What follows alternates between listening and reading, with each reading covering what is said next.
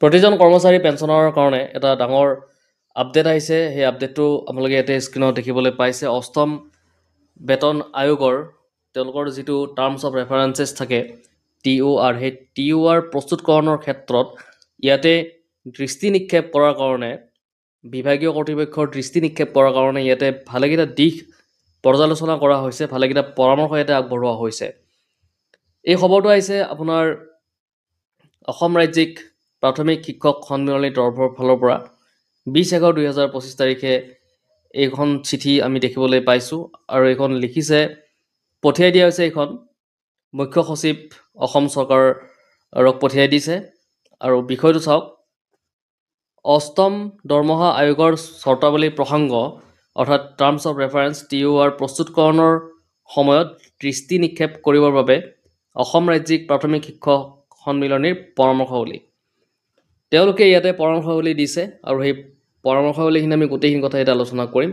আৰু আপোনালোকৰ এটা সৰু অনুৰোধ থাকিলে, প্ৰথমবাৰৰ বাবে এই চেনেলটোলৈ যদি ভিজিট কৰিছে তেতিয়াহ'লে চেনেলটো ছাবস্ক্ৰাইব কৰি ৰাখিব, এনেকুৱা ধৰণৰ খবৰবিলাক আগলৈ পাই থাকিবৰ কাৰণে।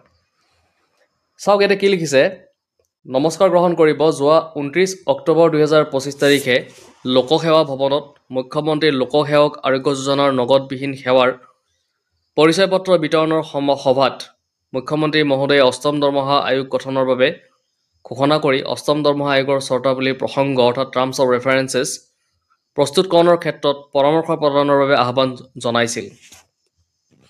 মুখ্যমন্ত্ৰী মহোদয়ৰ আহ্বানত সন্মান জনাই 1939 চনত গঠন অসম ৰাজ্যিক প্ৰাথমিক শিক্ষক সন্মিলনীৰ তৰফৰ পৰা নিম্নোক্ত পৰামৰ্শাৱলী বিবেচনাৰ্থে প্ৰেৰণ কৰিলোঁ। নম্বৰ 1ত দিছে, তেওঁলোকে এতিয়া পৰামৰ্শাৱলী দি দিছে।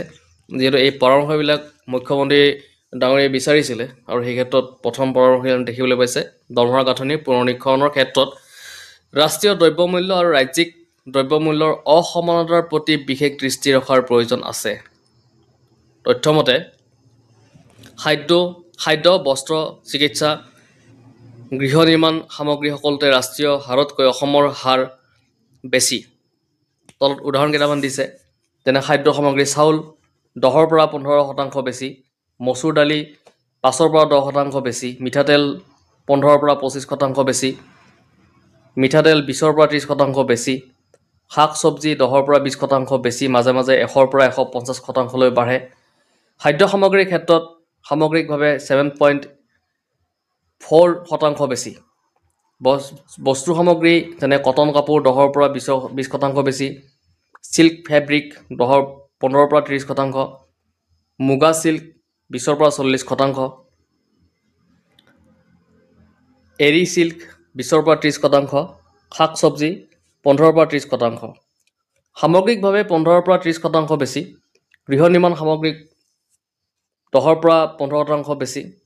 চৰকাৰী খণ্ডৰ স্বাস্থ্যসেৱাৰ পৰীক্ষা নিৰীক্ষাত সামগ্ৰিকভাৱে 20ৰ পৰা 30% বেছি। ব্যক্তিগত খণ্ডৰ চিকিৎসা সেৱাত হাস্পাতাল বহিৰ্বিভাগ আৰু ভৰ্তি ব্যয় 20ৰ পৰা 30% বেছি।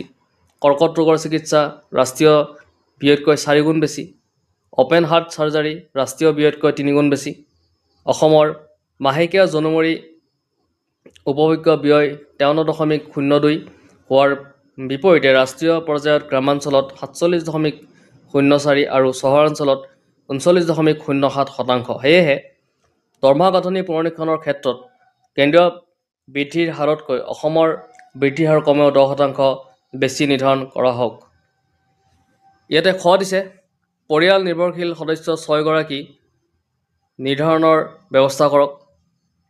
নম্বৰ গ, কৰ্মক্ষেত্ৰৰ ভৌগোলিক অৱস্থান প্ৰাকৃতিক প্ৰতিকূলতাৰ বিবেচনা কৰা। নম্বৰ ঘ, পেঞ্চন ব্যৱস্থাক পুনৰীক্ষণ কৰি অৱদানমূলক পেঞ্চন অপসাৰণ কৰা। নম্বৰ ঙটো দিছে, শিক্ষক সমাজৰ বাবে চিকিৎসা, পিতৃ মাতৃ পৰলোক আৰু স্ববিবাহৰ বাবে ছুটিৰ ব্যৱস্থা কৰা। তাৰপিছত শেষৰটো দিছে, ৰাজ্যৰ অৰ্থনৈতিক সমতা ৰক্ষা কৰা। আশা কৰোঁ মহোদয়ে অষ্টম দৰমহা আয়োগলৈ টাৰ্মছ অফ ৰেফাৰেঞ্চেছ প্ৰস্তুতকৰণৰ সময়ত অসমৰ পৰামৰ্শাৱলী কাৰ্যকৰী কৰিবলৈ অনুমোদন জনাব। তো আপোনালোকে দেখিছে ইয়াতে ভালেকেইটা কথা তেওঁলোকে উল্লেখিত কৰিছে।